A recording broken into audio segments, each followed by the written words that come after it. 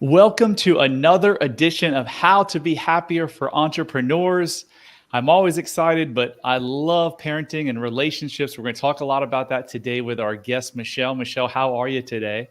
Hello, Brad. I'm very happy to be here. Thank you for having me. Oh, you're so welcome. So, we always just jump right into the meat of our conversations, right? So, my question to you, Michelle, is how can parenting lead one to heal their inner child and find more happiness in life? Wow, what a great question. So, I think we've all heard many, many times that uh, like our kids are our best teachers.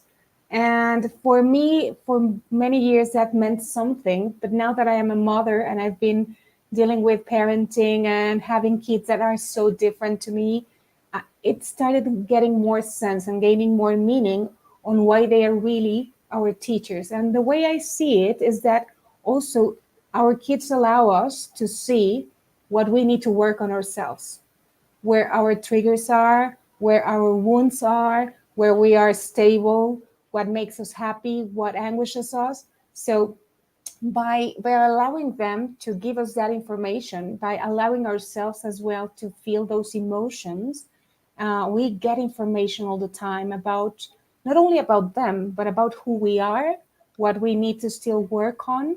So for me, they are my best mirror to know what I need to work on. And you know, and I'm an RTT therapist as well, and when I work with people, I can see how when they work around things that have to do with their kids, how they are really mirroring what they need to work as well. So I think that's one of the key things about this topic. So you mentioned RTT. For those of you who are like, what the heck is RTT? If you want to figure it or find out more information, go to bradchandler.com/RTT, and there's a short video. It's actually where Michelle and I met, gosh, about a year and a half ago in Los Yeah. Angeles. So loved your answer. Let's get a little more granular. I asked my daughter to unload the dishwasher 3 times, and she doesn't. And I get really angry at her and I yell at her. What does that show me about myself? What could I learn from that event? Because that was Brad of the past. Absolutely. So kids tend to trigger us. Our kids tend to trigger us. And what's a trigger? I think we should begin with that. A trigger is something that is happening in the moment, in the present, that brings an emotion from the past, right? So what happens that sometimes we believe that as parents, our kids are brought to our lives so they can follow our instructions, so they can meet our needs, so they can be who we believe they should be. And then we realize that it's the other way around, right? They came here to be who they are. If we allow that to happen, that could be the best thing we can do. And of course, what gets triggered is something, as you were saying, from Brad from the past, but not only the Brad from that moment, but the Brad from childhood. So, right, sometimes the one that is responding, the one that is being triggered or having these feelings, is that inner child. So sometimes what we see is that our clients are having behaviors that bring those memories to us. We don't see the memories, but we have the feelings from the past. And if we are not aware enough, if we are not willing to see what that creates in us, we will only put it on them, right? So, and we sometimes lose of sight that they are kids or teenagers, just being kids or teenagers, right? And we put all these expectations on them sometimes, and we want them to be our presentation cards, right? We believe that if they are well behaved, perfectly, hair perfectly done, that talks about us. But then we miss of sight that they are here to be like independent people with unique personalities, with unique points of view. So it's a game that we have to be playing all the time on whatever is triggering me from my child is talking about me as well, not only about them. And we should be able to regulate not only their emotions, but sometimes our own inner child's emotions. So, are you telling me that when I'm mad at my daughter for not unloading the dishwasher, it has nothing to do about with the dishwasher? So, yeah, it could be, but why does it make you mad? Yeah. Because, right, you get angry at some point because something is triggering you. Maybe it's because you want to feel heard and seen and acknowledged more than what it's talking about the dishwasher, if that makes sense, right? Because if you were detached from emotion, from feelings there, maybe it was not your child, your daughter, but it was somebody else. You would say, okay, please, I'm going to give you a couple of instructions and I need you to just follow them, but without this emotion involved. Why do kids, our daughters, our sons trigger us? It's because we are connected emotionally to what they do, and we apply and we put some meaning to their actions that in regards to us, if that makes sense. So if she's not loading the dishwasher, it's because she's not recognizing me. I'm just making this up, right? But maybe it's the feeling inside is she's not recognizing me and she's not validating my voice or what I need. So we make it so personal when sometimes it's not. Sometimes it becomes, because that's how we get into this uh, vicious circle, or it can be a virtuous circle as well. But it's not talking about the behavior, it's talking about the emotion and what we interpret, right? As we know, interpretation of events is what brings the most important load of it. What we interpret about that action or that behavior the kid is having, right? We assume is because they don't recognize us and we need to feel seen in order to feel lovable or in order to feel worthy. So that behavior is triggering deep things deep inside of us that if we are aware and if we are willing to work on ourselves as well, we can identify and then work on healing. So that connection can be different. So the reaction, instead of being a reaction, can be a response. If my daughter is not doing that, maybe I cannot take it that personal and I can respond and give instructions and maybe lead with the example and say, okay, you have to do this. Do you want to do it by yourself or can I help you? But this needs to be done, right? For example. So it can be different, but yeah, definitely our kids trigger deep stuff in us. Yeah, so a couple of podcast guests before Shelley Lefka, we talked a lot about beliefs and how an event is just an event, but we as human beings always put a meaning on it. Exactly. So you hit the nail on the head because I've processed this because that would happen. My daughter wouldn't do the dishes. I would get angry. I might yell at her. And as I've processed this, it was a thought creates an emotion creates a behavior. In my situation, I felt angry. And Eckhart Tolle always says that's underlying anger is always underlying sadness, usually. Yeah. And so I got sad because I'm thinking, okay, she doesn't love me. She's not listening to me. She doesn't love me. And therefore, I'm not enough. And that's what triggered everything. So now I'm able to see, hey, it's not that she doesn't love me. She's a teenager, just wants to be on the phone. So, Michelle, is this the same thing that happens in intimate relationships, that the fighting and the argument Yeah. isn't about the actual argument? It's about something from both of their past that they're bringing in? Absolutely. I think that the deeper the connection, the deeper the relationship, the more it triggers our wounds, right? Our unhealed wounds, our unresolved issues from childhood, usually, or from teenage years, because those are the people we are, if we are not really deeply connected and healed, we keep looking for approval instead of acceptance, if that makes sense, right? So if there's something triggered that allows me to believe that uh, you're not taking me or you're not approving of me, that would hurt me and made me, if I'm not healed, believe that it's because I am not worthy of your attention, and that hurts me and that makes me react in a way, or worthy of your love. Or so the deeper the connection, right? That's why it happens with family, with partners, with our kids, because those are the people that we would hope for more acceptance and less approval from. But usually we are trained and we are raised in a different way, looking for more approval and less acceptance. Acceptance is like, however you are good enough, you are lovable, you're worthy, you are, I care and I love you the way you are, right? But sometimes we believe in order for you to accept me and love me, I need to fulfill this boxes so you can approve of me. Mm. So we keep looking for that approval, and if we believe we're not getting it, it wounds us. It just like puts the finger on the wound, and it hurts us, and then we react. Mhm. And so you think the reason that the people closest to us usually trigger us the most is because we want their approval and acceptance more than like a stranger?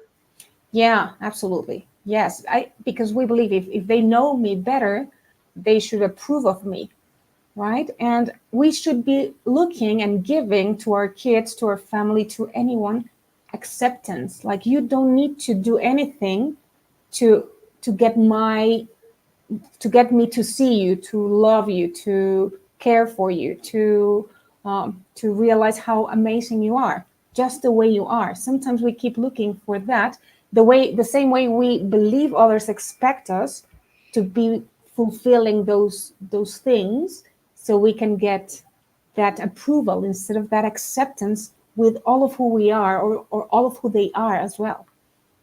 Yeah, doesn't it start with you've got to have acceptance for yourself, Yeah, accept your full self? absolutely. Yes, totally. Yeah, I was listening to a podcast. I'll think of the guy's name in a couple of minutes in the sauna the other day, and he was like, "You can't fully open your heart and thus connect with another human being until you fully accept yourself." Jack Cornfield, I love that guy. That's who it was. Yeah. So, why do you think kids misbehave, Michelle? Many reasons, but mainly I would say, and I love this that I got from you, Brad, and I love it, and I have incorporated it to my life and my practice and everything, right? Everything is either a call for love or a show of love. So, why is my kid misbehaving? It's asking for my love, it's asking to be seen, it's asking to be connecting, like he's asking for your connection. And I have tried that with my kids. Of course, we come up with loads of information from how we were raised and how we have seen life for so long. And I remember one of the persons I love to follow, it's Dr. Shefali Sabari, Mm-hmm. who has this conscious parenting Yep.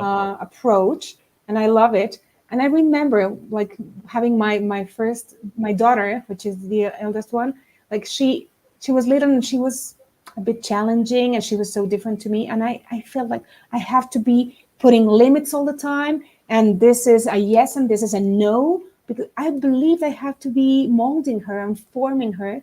And until I realized this is who she is and I have to respect her. So allowing them to be who they are and connecting reduces so much the misbehaving, because when they misbehave, when they have tantrums, or when they are challenging, what they are asking is, I think, a couple of things: see me, accept me, love me, respect me, right? Respect me for who I am. So the more, in my experience with my kids, they are both very different between them, and they are both very, very different to me and my husband. So the more I can see them for who they are, the better they behave. The more I can see, I can connect with them before I correct them, and it's an ongoing practice, right? But the more I can do that, the better connection we have, the better communication we have, and the less they start misbehaving. Sometimes they misbehaved more when I was around, and my mom even said that to me, like, when you're around, it's so different. And suddenly it has shifted somehow. When they are around me, usually they are more calmed because they feel safe, Mm. right? And their nervous system is just safe, right? And sometimes when we push their buttons, their whole system just gets an alert and they start behaving in different ways, trying to get attention, trying to get acceptance, or approval, or trying to be seen. So I believe it's a call for love when a child misbehaves, and instead of addressing it from a punishing perspective, or from a finger pointing perspective, or trying to suppress and to diminish the children, it's, I see you, I hear you. Even if you're a child, whatever you have to say, whatever you're feeling is validated, and I can hear you. So I think it's a different approach. Yeah, for sure. My friend Larry years ago told me it's not our job as parents to keep our kids out of trauma. It's to teach them how to get out of the trauma in the the quickest possible way. Yeah, I agree. Love that. So back to connection. And so kids misbehave for one reason and one reason only, is what Gabor Mate says, and that's lack of connection. You said it in a different way, which is a call for love, right? They're either showing love or they're calling for love. How do most parents respond when their kids are misbehaving? Usually it's like trying to put a limit, right? But it's stopping. Like, this is not accepted. You have to stop right there. This is the way you should be behaving. While the first step should be, I connect with you. Connect. I see you. I hear you. I listen to what you're telling me, like verbally and non-verbally. What is the child telling, right? And also, again, it's two things are happening at the same time, because it's something with my child, but it's something happening with me, right? So it's like we're racing at the same time, our inner child and our own child, right? And allowing to connect with them allows us to connect with ourselves, and allowing to feel and to hear and to see our child allows us to connect to ourselves as well, and to see ourselves. So it's, in a way, is I connect with you first, I hear you, right? Even if we can lower to their size and we can see them eye to eye, and ask them to connect, right? And you're safe and I contain you, because they are learning. Different ages require different methods, but when they are small, they are little, they need this we need to contain them as well, physically sometimes. And then once their system is regulated, then we can see, okay, but this is not acceptable, or this is acceptable. So how can we change it if that requires to be done by that way? But the first thing is, I see you, I hear you, and I validate. Like, yeah, I realize that you have a need in order right now taking place. So now we can correct in a nice way, where I am calmed, where you are calmed, and let's do something about it if needed, right? But not the first approach just being stopping and impacting and like paralyzing the system has an opposite outcome, right? Yeah. So most parents, not most, but a lot of parents will, when the kid misbehaves, punishment, right? Timeout, spankings. What are your views on timeouts and spankings? Yeah. So what is a timeout telling the child? Because usually the timeout is, okay, so you need a time, go to your, be by yourself. So what are they learning? When I have this flood of emotions, I cannot count on anyone, Hmm. right? So we can say, what do you need? Do you need time? Where do you want to be? Right? Because right now this cannot keep going. So if you want to go to your room, sometimes I even go and say, I am here. Whenever you need me, whenever you need a hug, I'm here. Right? But if you need time, let's have it. But sending a timeout doesn't have the best results, because what's the belief that it's being created? If I do something wrong, I will be relegated. I will be pushed out of the community. And remember that one of the key needs we are born with is connection. So imagine that when I am dealing with all this amount of emotions, right, I am sent to be on my own. It's even more overwhelming, and it creates this unsafety feeling that when I am dealing with this deep stuff, I'm on my own, right? So it's okay to have some time, but I'm here. And whenever you need it, I'm here to give you a hug. Or do you need a hug right now? And then you can think a little, right? First, we let them know they are safe, they are contained, and we are there. And then we can correct again. So send timeouts, punishing, it's better to connect again and correct. And if we can model the behavior better, right? We are there observing all the time. So even if we believe, no, she's a preteen or she's a teenager, they are still observing. They are still learning how to cope with emotions, how to deal with overwhelming moments, how to connect, and creating this new ways of, okay, even if I feel terrible and I want to scream and shout and yell, I can allow myself, knowing that I'm safe and somebody's there, I can allow myself to come back to my own like safe state, and then it's okay. I can repair. Sometimes kids are treated as if there was no repair to what they did, right? And no, they need to realize I can definitely do that, and I am loved no matter what, unconditional love, right there from parents. And the more we do it, connecting it with healing our own inner child, the more we do it for our children, we are allowing our inner child to know it as well, to feel it as well, right? To realize, okay, maybe I was not raised like this, but if I am able to do this as an adult for my kids, that means that I also deserve it. So it's a healing process as well. So the child is misbehaving because they feel disconnected. And then what so many parents do is either put them in timeout or spank them, which is further disconnecting them. Mhm. I have a healer friend who told me a story about he was working with an adult that had a lot of issues as an adult. And when he took him back to childhood, when his parents would put him in timeout or shut him in his room for 5 or 10 minutes, children don't know concept of time. So that child literally had the thought that, are my parents ever coming back? Am I going to stay in this room and die? Like, Yeah, and people may laugh at that, but I yeah, know with the hundreds of people you and I have helped, it's a real thing. Like, it's a you real you thing. don't need to be locked in a cage or something or sexually abused to have issues that cause major issues as an adult, right? Mhm. And this is an example. Like, sending a kid to his room, he or she may be like, I don't know when I'm ever going to get out of here. So, Yeah. And here something interesting happens. Like I don't know if I will ever be taken out of here. And also, if they sent me here, right? Usually the belief formed and the feeling is like is because they don't love me, right? And that mm, just stays in that subconscious level and it just grows with you and then you start connecting in life and with people through that belief, right? If my parents didn't love me, who will ever love me? So then you are walking around with a shield, trying to protect yourself or not connecting in a deep way.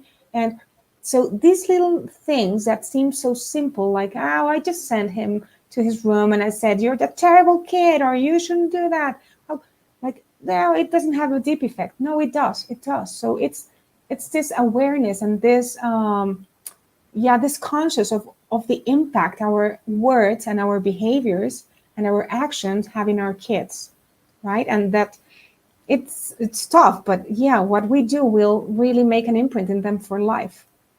what do you currently do regarding working with the parent-child connection with clients? So the main technique I do now, I use now with clients is RTT, as you know, and there are a couple of tools that are really, really deep to heal, to help heal the inner child. So one of those tools is, okay, go for that child and allow that younger version of yourself, allow them to see that your life is different now, right? That whatever they were experiencing, because what happens is that when a child experiences some emotional issues, then we become adults that emotionally still live in that moment, Mm, in that state, in those beliefs. So, mm, what we want to do is, in that subconscious level, bring the child and say, guess what? That's not your reality anymore. This is your reality now. And we show them what they didn't have before, right? If the child did like was lacking safety, you show them safety. If the child was lacking love or connection, you show them the love and connection they have now. Because if you realize, sometimes we see people that are adults with families and they have a husband or a wife and they have children and they have a good life, but inside they still feel this loneliness, they still feel this hurt, this pain. It's not the adult feeling that, it's the child. So we work with the child and we show them this is your reality now, right? Another tool that it's very, very powerful is becoming like working for the child with the child, and the adult that you are now becomes the parent for this child, right? It's called reparenting, and there are many books around it because it's so powerful. so you're reparenting yourself to give Yes, yourself the love and the whatever you didn't get, whatever those needs weren't met as a child, you can give those needs as an adult. exactly. You, as the adult you are now, are meeting the needs of that child. So of course the inner child sounds very metaphoric, but it's very real, right? And it lives and resides in you, and it needs healing and love and attention and to be heard as well, right? We connect through intuition with our inner child. So, yeah, you are meeting the needs of that child that it's you, before, right? Your previous version, but still alive, let's say, and you're meeting those needs. So, emotionally, as an adult, you stop looking for other adults to keep fulfilling those needs, right? That's why we see sometimes adults that are looking for someone to protect me.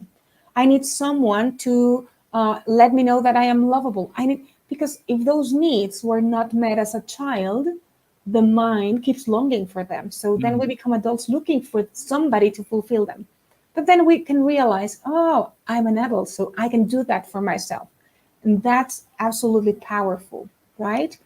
Uh, So most people who are suffering are really just like adults or 6-year-olds inside of adult bodies, aren't they? Absolutely. Absolutely. That's why sometimes it doesn't make sense, right? I think you've seen it, Chandler and Brad, and I also have seen it with a lot of my clients that they say it doesn't make sense. Like for my logic mind, it doesn't make sense why I am feeling this way because my life doesn't match my internal emotions Yeah. and my feelings and how I behave, right? But it's not the adult feeling that, it's the inner child. So healing our inner child allows us to have a much better life.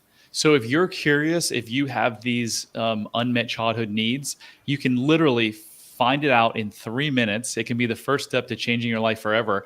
I developed a 3-minute, 12-question self-love quiz. Just go to bradchandler.com/quiz and just take it and see. And if you lack self-love or you have mild self-love, there's a good chance that some of these things are affecting you and your relationships and your health and your business.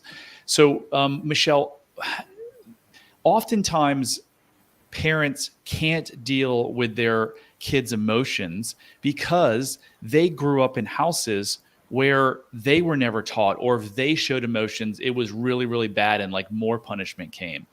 Do you see that? And can you speak to that a little bit? Yeah, I get to see that a lot with clients. And of course, we usually, if we don't work on ourselves, we tend to replicate how the way we grew up and how we learned to connect with others. And we replicate what our parents did with us, right? Of course, with our best interest at heart. I think we've all heard like, yeah, I grew up in a home where this was happening and this was made. And see me, I'm doing so good today. Yeah, with a lot of trauma and a lot of wounds, right? So let's try not to keep passing that to our kids. And but yeah, so a lot of us grow up with, like, it's not my specific case, but a lot of adults that we see keep bringing trauma from the past and pain from the past. So the minute, I think the step number one is realizing that, and realizing that there can be a better way of living and feeling and connecting to yourself and connecting to your kids and your partner in life and your family, right? Because the one who reacts to things and to situations is the inner child. So the more we heal it, the more we can have a better relationship with our mom, with our dad, with our siblings, with our partner, with our kids. So it's first of all realizing I can have a better life, right? Sometimes I see this hopelessness, like this is just how life is. So why even bother? And the truth is that no, you can really have a better life and feel and see life in a different way. So this probably takes years to fix, doesn't it? No, that depending. If you go to an RTT session, it's impressive. It's impressive how quickly that happens and how much healing you can get in one session, in 2 sessions, right? It is. Because it's just diving into the subconscious mind and working with the deep stuff, not with the superficial part. How many of your clients have been to therapy for decades and then come to you and in a couple of sessions are like, "This is incredible. I can't believe what you did and to help me. It helped me more in 2 sessions than 20 years of therapy." Do you hear that much? Absolutely. It's impressive. It still amazes me because I've had many clients that come to therapy sometimes and say, Michelle, I want to work on this issue. I've been in therapy for 5, 7 years. I know what this is about, but I want to try this. And then we just dive into the subconscious mind. We have a deep, profound session. And then they realize, okay, I've been working 5 or 7 years in the wrong matter, right? I was just moving things and diving into things that were not really the root cause of this issue. So in one session, sometimes in two sessions, sometimes it's a life changing experience for them, and it's just amazing. Yeah, like years of therapy versus 1 month of life changing process, 2 months of life changing processes. And you've seen this that because you've been involved with RTT and all the coach. I mean, you've seen this thousands, not just a couple of times, thousands of times. Yeah. From your own vault of hundreds of client success stories, can you pick one that kind of stands above where you can just tell us that, hey, this client came with this and this is what happened and how their life changed? Okay, so in any issue or for Sure. parents, any issue. Oh, I Just have a something couple. something that was like the person was really Mhm. struggling with deep depression or terrible anxiety or addiction, and you helped them fairly quickly. Yeah, okay. Many success stories, thankfully. I love one that is very, very obvious and very visual because this client came because she had this fear of driving, this panic of driving, and she was telling me from the conscious mind. I know where this comes from because I was in a couple of car accidents, right? So when I was this age, I was in a car accident. So I know, but I've been in therapy and I cannot drive. I have a car, I have a great job, and I want to get better positions, but I need to be moving. But I am 40 and my somebody has to drive me to wherever I need to go, right? So it doesn't make sense.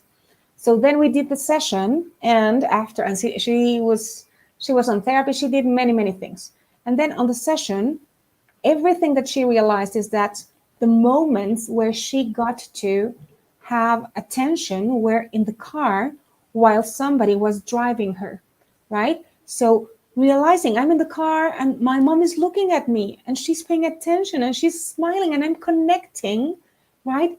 Because she's driving and I'm in the co-pilot seat, right? And then another scene, and then with the father. So then she realized, of course, the connection made and finding the root cause was, of course, if this, what my mind created was, if I drive, I will lose this, right? Oh Somebody wow. driving me, somebody Oh connecting wow. with me, somebody seeing me. But then she realized, yeah, but I'm an adult. If I want to connect with my mom, I can go and have a cup of coffee and I can call her and I'm not a child anymore. I can drive being by myself. I can sing. I can enjoy that moment on my own. And that connection can come in another way. So a couple of hours after the session, after 40 years of or 20 years of not driving, right? Since she had a car, she called me, Michelle, I'm driving. And then a couple of weeks after, Michelle, I'm driving on the highway. I'm like, it just clicked, right? We found the real reason, we transformed it. And then the superficial part, the symptom disappears. With Wow. anxiety, it happens amazingly as well. Like sometimes it's like, it's just the way I am. And then you get to the bottom of it, and it's the belief that I'm not safe, or if I am myself, I will not be loved. And then you transform that, and the symptom, that in this case was the anxiety, just starts dissipating, or I cannot be myself. So when you install in the subconscious mind self love, self connection, lovability, realizing that the way they are is perfect, that it's not about perfection, it's about progression. When those things change inside from within, the symptom doesn't have a reason to exist. So yeah, it's every session is amazing. One of the probably the most amazing things that RTT taught me was that our subconscious mind knows the source of all of our problems. And again, you and I have seen this hundreds and hundreds of times. We present the problem in a hypnotic, relaxed state so that the client can focus on their subconscious mind, and boom, like it just comes. They're like, oh, this is the reason.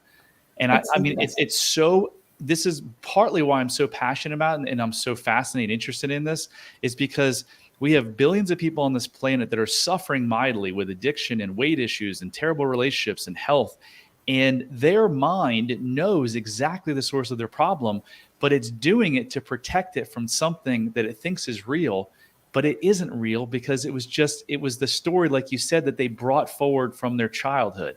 That to me, this is why I have this podcast. This is why I'm talking to you. I want everyone to know that if you're suffering, it's not your fault. And there is a reason you're suffering, and it's because you're trying to protect yourself, and your subconscious mind knows exactly what it's doing and actually wants you where it wants you. But there's a better way that, like you said, in a couple of sessions, everything can change in your life. So I know that's why Yeah. you do the work too. So it's quite amazing. It's amazing, yeah. And yeah, and what they find as well is that the answer is within. Sometimes the world and all the information we get is that we have to be seeking for the change outside. We're seeking for the help. And once I realize, okay, the answers, as you were saying, are inside of me, the change has to come from within. It's so much easier and so simple because and the change just feels natural because you are changing. You're not putting that effort to transform things. You're just changing from within by changing the way you feel about things, the things you believe, how you see life, how you can connect. And I always say we can never have an external world above, right, from our internal world. Yeah. So if something is happening outside, just dive inside and just Figure raise it out. that internal world Mm, because you will always have in the outside what's happening inside. So if you don't really love what's happening outside, like dive in and get some help. And there are great techniques. RTT is, in my experience, is amazing and impressive, right? And raise that internal world, raise the way you see yourself, raise the way it sounds easy, but it sometimes it's easy with RTT, but uh, like you have to raise that self-love, that self-awareness, that knowing and believing you're lovable, you're worthy, you're enough, you deserve things, you can have things. When that changes inside of you and you really believe it and feel it, your external world just matches it because everything vibrates in the universe. So it's a vibration thing. So you raise your vibration, you raise the way you feel, believe, think, and act, and your world transforms. yeah, my world transformed, and it's crazy how everything kind of just works out for me now. And I think it's because my vibration has risen, and instead of looking at the world as a scary, negative place, I look at it as this just beautiful place full of opportunity. Yeah. Two questions as we close: how do people get in touch with you, and what do you think has been your greatest life lesson? So how do people get in touch with me? You can contact me on Instagram at Michelle y Daniela. It's in Spanish. Michelle y Daniela Parlange. Or if you want to contact me on WhatsApp, my phone number would be 52 55 35 65 9851. And one of the key things I've experienced. I'm sorry, what was the last Well, question? first of all, Yeah. that's a long number. I'm pretty impressed that you remember that. And I What, translated it in the moment. what's been your greatest life lesson to date? My greatest life lesson, I think the key one is how to love myself and stop looking for other people to tell me who I am or how worthy I am or how I'm doing things, and start listening to myself, believing in myself, loving myself for who I am, not for who I want to be or who I want other people to see that I am. And I think that's what I keep learning, and I hope that with that I can be an example for the people I love, the people I care for, my kids, and connect in a real way, right, with people around me. Awesome. Yeah. Michelle, thank you so much. That Mm. was awesome. Thank you, Brad. That concludes another episode of How to Be Happier for Entrepreneurs. Remember, I'm on a mission to help 1 million people change their life by finding freedom and happiness that they deserve, by reversing these limiting childhood beliefs. And so I need your help. If you like this show, if you want to help me, please rate it, please review it, please share it, anything you can do. And remember, love does heal all. Till next time.